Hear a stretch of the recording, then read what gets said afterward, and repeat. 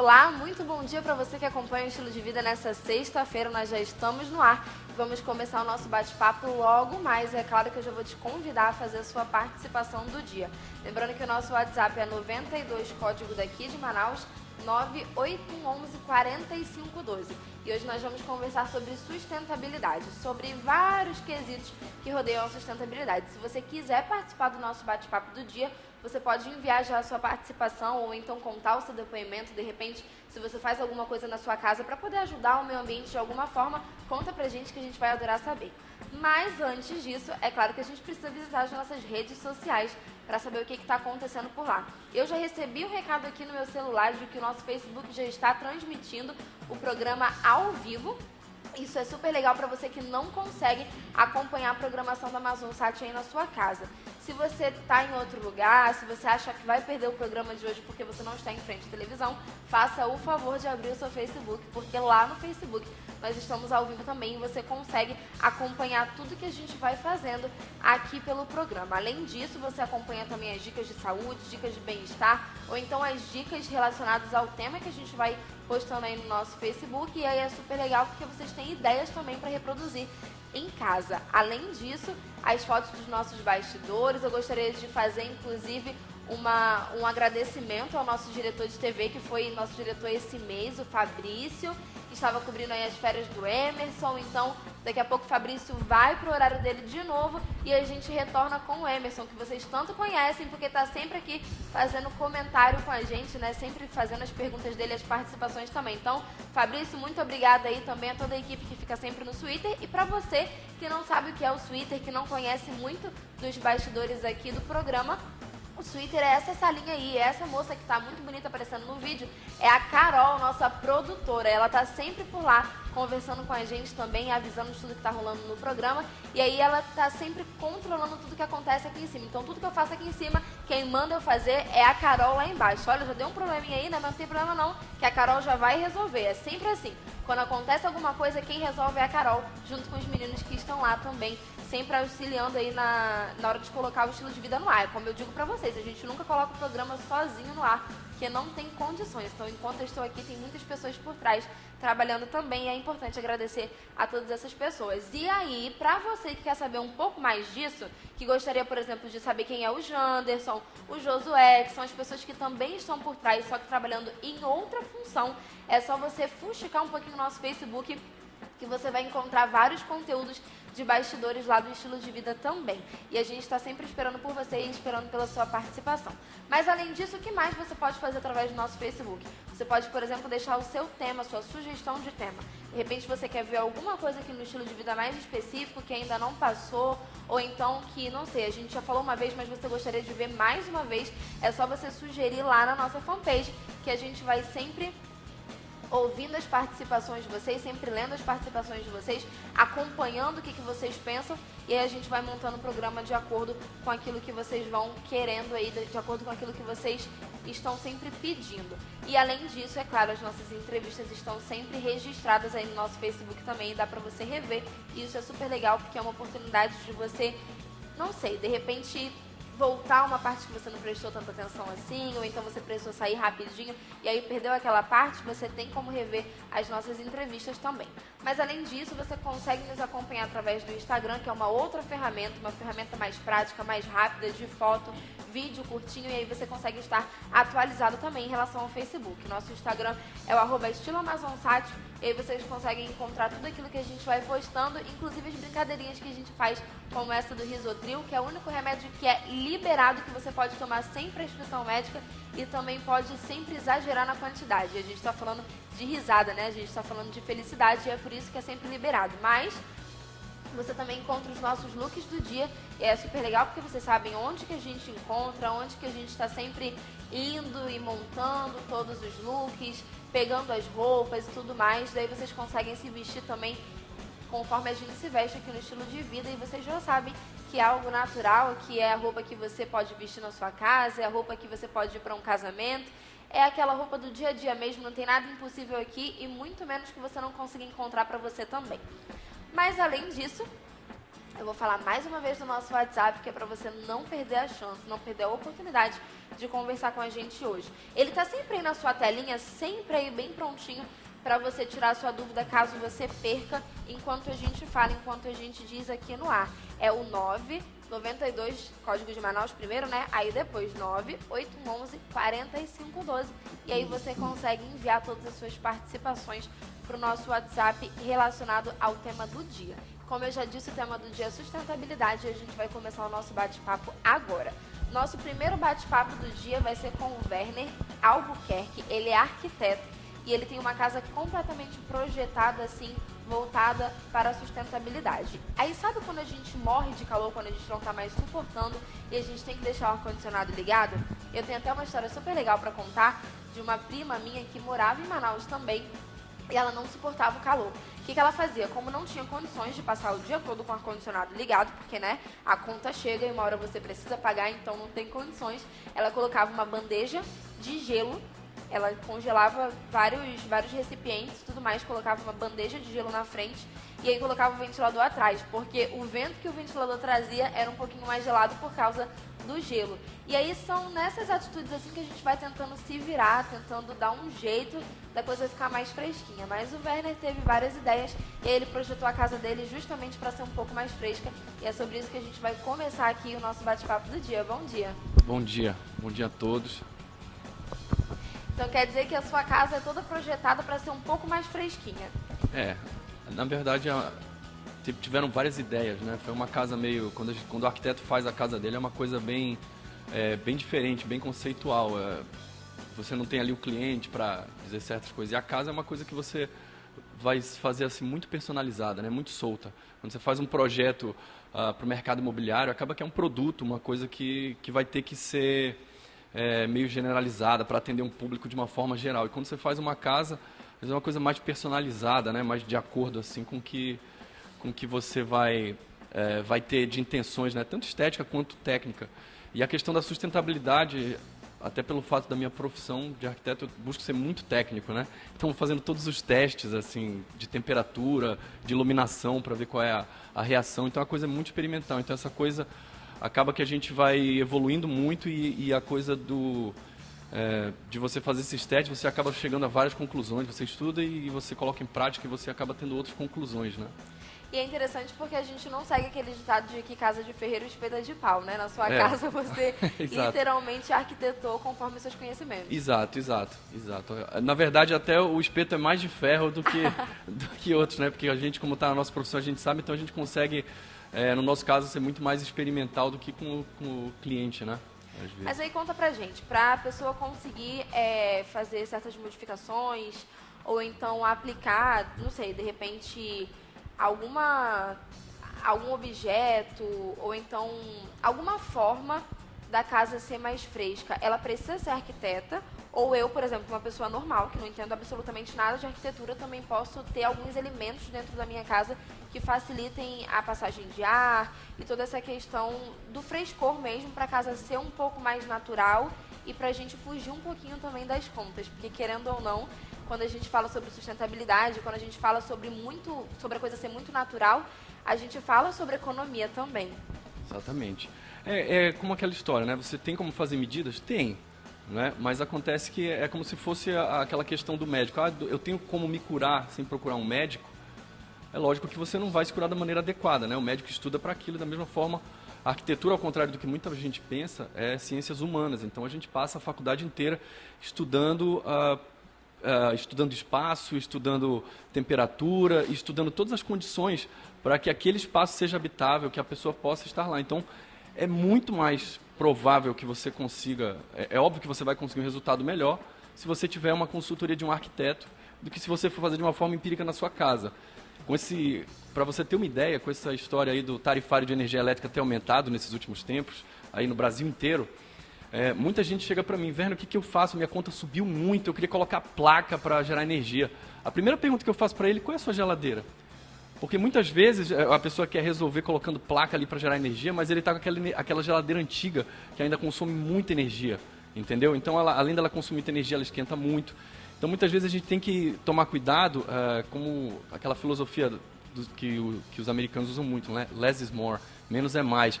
Então você tem que realmente pensar num complexo a sua casa para saber como que você pode amenizar a temperatura, amenizar a energia, entende? Então você, veja bem, a gente está aqui em Manaus, numa cidade que é muito, você está falando que é bem quente, e não é à toa, a gente sabe que é. E é uma cidade com clima, com intempérie assim, muito particular. 6 meses de muita chuva, 6 meses de muito sol, então a gente tem que tomar certos cuidados. Então o arquiteto local, ele vai ter uma percepção muito melhor do clima, da nossa temperatura, de como lidar com os ambientes. Já teve gente que me falou, velho, olha, eu estou gastando R$900 e a minha casa é de 200 metros quadrados. Eu já comecei a achar estranho. Quando eu fui na casa dele para ver o que era, não, quem fez sua casa? Ele falou, fui eu mesmo, eu coloquei uma janela na frente com vidro. E eu fui olhar na casa dele, o sol poente é para frente, ele colocou uns vidrão na frente. E no quarto dele, é tipo um quarto assim de uns 15 metros quadrados, ele colocou aquele ar-condicionado de 30 mil BTUs assim pendurado no teto, ligado o dia inteiro. Então muitas vezes as pessoas não sabem, mas você contratar um arquiteto desde o ponto zero, o arquiteto é o primeiro que entra e o último que sai, né? Ele vai estar envolvido em todo o processo. Então a gente tem que valorizar esse profissional, porque ele realmente vai ter uma relevância muito importante para isso. E aí o que você traz também para a gente interessante é a particularidade de cada ambiente, né? Porque, por exemplo, quando a gente fala de sustentabilidade, pode ser que isso seja confundido com, não sei, não trocar os aparelhos, por exemplo, né? Você falou da geladeira velha, então a gente pode ter uma ideia errada de sustentabilidade e aí pensar assim, não, mas a minha geladeira está um pouquinho velha, já está funcionando, está consumindo muita energia, que na realidade não é, de repente não é do nosso próprio conhecimento, né? A gente acha que por ela ser velha, mas ainda está funcionando, se a gente trocar vai ser um desperdício. E aí como a gente está trabalhando para sustentabilidade, principalmente para ajuda do meio ambiente, a gente não tem que fazer desperdício nenhum e por isso não deve trocar. Mas na realidade pode ter aí um contraponto que a gente não conhece. Exatamente. Não é incentivar a pessoa a trocar de geladeira. Eu vou sair agora, eu venho entrevista, eu vou trocar minha geladeira. Não é isso, eu não estou incentivando o consumismo. Mas se você for trocar a sua geladeira, que você preste atenção também nesses cuidados, não é só preço, né? Vamos tentar ver aquela geladeira classe A, você vê qual é o consumo dela. Então você faz uma continha bem simples, você pega qual é a capacidade dela, quantos litros ela tem aquela geladeira, e você faz uma regrinha de 3, qual é o consumo dela mensal, que eles colocam isso naquele selinho da Procel, certo? Então você vai ver, mesmo as classe A, existem umas certas diferenças do consumo de uma para outra. Então se você avaliar o preço também, mas em comparação com esse comparativo, né, da capacidade da geladeira pelo consumo mensal que ela tem, eu acho que você vai ter uma boa ideia de qual é a geladeira. E isso aí, ao decorrer do tempo que você vai ter essa geladeira, ela vai acabar se pagando, às vezes, com a diferença de preço. Porque, obviamente, você vai passar aquele período com a geladeira. Geladeira é um equipamento que fica ligado o dia inteiro, a noite inteira. Então, você tem que realmente se preocupar. E lógico, no nosso caso, o ar-condicionado, você vai ter que ter o mesmo cuidado. E todos os equipamentos, né? É possível aqui em Manaus, com o clima que a gente tem, dormir, por exemplo, fora do ar-condicionado? É possível, mas você vai ter várias condicionantes, né? Eu acho que a gente até é meio acostumado aqui com ar-condicionado, né? Mas eu digo que Mas não até é... aquele barulhinho, né, gente? Pra aquele ninar a barulho gente, ajuda. assim. Grava um CD com barulho do ar-condicionado, um barulhinho de água, de chuva. Não, mas tirando a brincadeira, eu acho que não é só você desligar o ar-condicionado, não. Existe uma coisa do ar-condicionado que gasta realmente energia, que é o compressor, né? Quando o compressor, a gente está lá dormindo, você escuta o compressor disparando, o compressor, né, parando de funcionar e voltando a funcionar, aquele barulhinho do compressor do ar-condicionado. Aquilo gasta energia. Então, qual é a medida que a gente tem que fazer para que o compressor dispare menos, né? Você vai regular lá no seu ar-condicionado a temperatura. Você vai colocar lá 23 graus, 24 graus, e aí você vai, com essa temperatura, o compressor vai ficar buscando a temperatura que você regulou o tempo inteiro. Então, na verdade, o que a gente tem que fazer é buscar tirar o calor excessivo do ambiente, né, da casa, do escritório, onde quer que seja, e você tirando esse calor excessivo, obviamente o ar-condicionado vai disparar menos o compressor, você vai gastar menos energia e você vai continuar com aquela temperatura confortável que o ar-condicionado te proporciona. E a água? Existe alguma forma da gente gastar menos água? Existem algumas receitinhas, digamos assim, que já nos acompanham há certo tempo, né? Por exemplo, guardar água da chuva, e aí com a água da chuva você pode lavar o carro, com a água da chuva você pode lavar o pátio. Seria só isso mesmo, a possibilidade que a gente tem dentro das condições de uma pessoa, por exemplo, que não vai projetar uma casa agora, para ter uma água que, não sei, tem a calha que leva para a bica e filtra, enfim, para uma pessoa que não pensa em toda uma estrutura no momento, mas que quer fazer a sua parte dentro de casa e que quer diminuir um pouco esse consumo também. Existem algumas dicas? Sim, claro. A gente está falando do ar-condicionado, né? E todo mundo sabe que o ar-condicionado tem um dreno, ele fica ali o dia inteiro pingando água, né? Então tem umas medidas legais. A gente lá no escritório, a gente tem um recipiente que guarda essa água do ar-condicionado. E aí no final do dia a gente usa isso aí para aguar as plantas do jardim, dá para usar isso aí para, enfim, lavar a calçada, o que quer que seja. Então existem medidas que você pode também aproveitar a água do ar-condicionado, né? Porque muito embora você queira aproveitar a água da chuva, a gente também tem que ver que a água da chuva não é o ano inteiro, né? Você vai ter 6 meses de chuva, mas você vai ter 6 meses com muito pouca chuva. Então seu reservatório de água vai ficar bem sequinho nessa época, que é essa época agora que a gente está, que não tem mais tanta chuva, né? Mas eu acho que são medidas assim, felizmente ou infelizmente, a gente é muito rico de água. Então, eu acho que a questão da água, particularmente, é uma questão que é mais vinculada ao seu hábito do que propriamente até uma medida que eu vou te dizer da arquitetura. É muito comum a gente estar passando aqui na rua e você vê a Dona Maria lá com a mangueira ligada para tirar uma folhinha de água que está na rampa do carro, né? Ela fica lá com aquela água desperdiçando ali para empurrar aquela folhinha, para tirar a sujeira. Então a gente tem muita água aqui e às vezes então a questão da água é muito do hábito, né? Você vai escovar os dentes, você molha a escova e aí você vai escovar. Nessa que você vai estar escovando, a água está rolando ali. Então você tem que pegar, molhar a escova, desliga o chuveiro e você aí...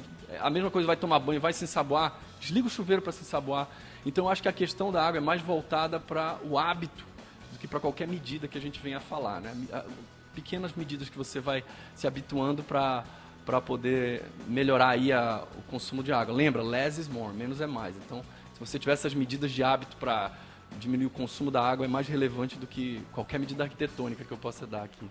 Agora, é claro que já houve uma fase da sua vida antes da arquitetura, né? Você não nasceu arquiteto, até porque a gente precisa caminhar um pouquinho até chegar lá nos finalmente. Então, antes disso, você já morou numa casa, por exemplo, não sei, que a gente possa considerar comum, entre aspas, né?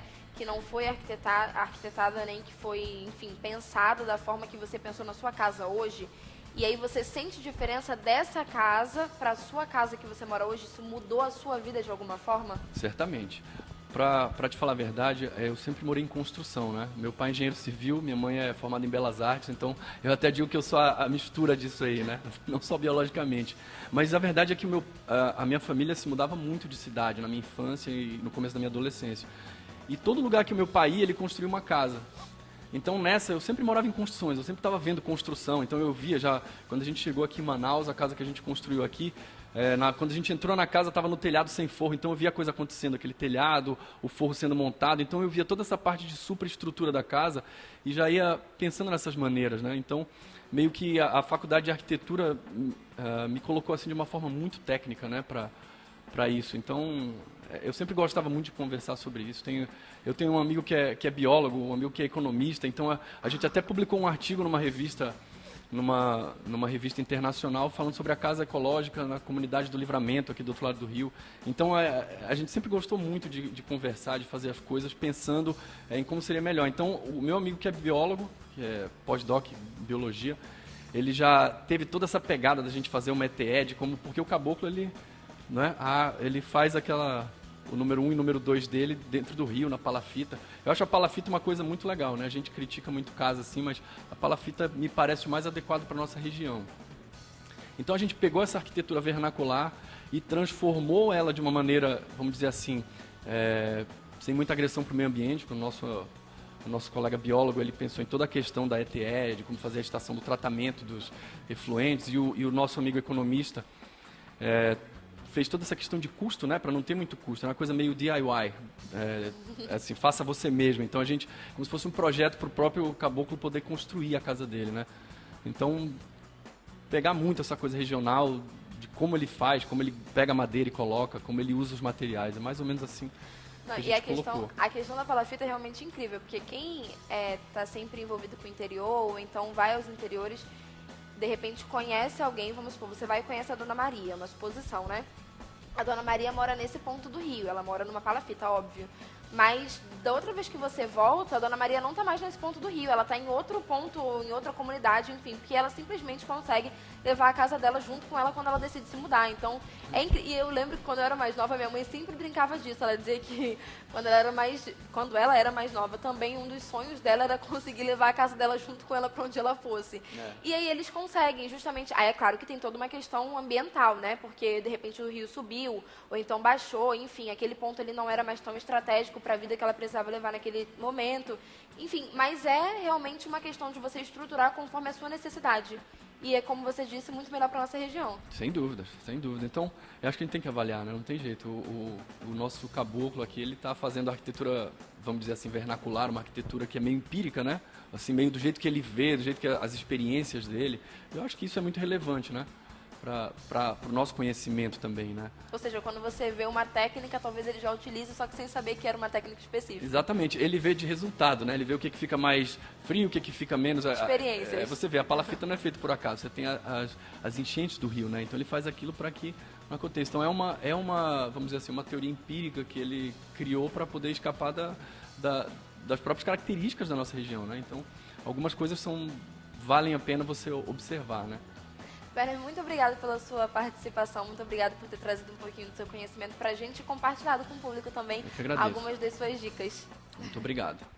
Para você que está em casa, continua com a gente vai para um breve intervalo, mas daqui a pouco a gente está voltando. Ainda tem muita entrevista aqui no Estilo de Vida hoje, ainda tem bastante coisa sobre sustentabilidade também. Se você quiser enviar sua participação e enviar o seu depoimento para a gente, não perde tempo, anota o nosso número do WhatsApp que está sempre na sua telinha, é o 92, código daqui de Manaus, 98111 4512, e é claro que eu estou esperando por você.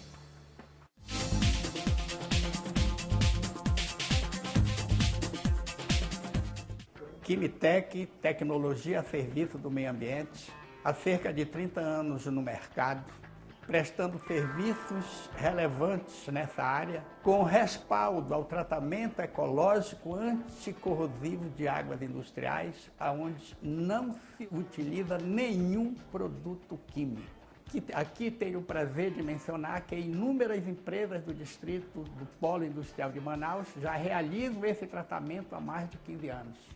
Aí é o ponto número 1, esplêndido, porque esse tratamento você utiliza o equipamento e com esse equipamento não se adiciona nenhum produto químico. É um tratamento de natureza ecológica onde não há nenhuma contribuição de elementos poluentes nem para a atmosfera nem para os cursos de água. Kimitec, tecnologia a serviço do meio ambiente.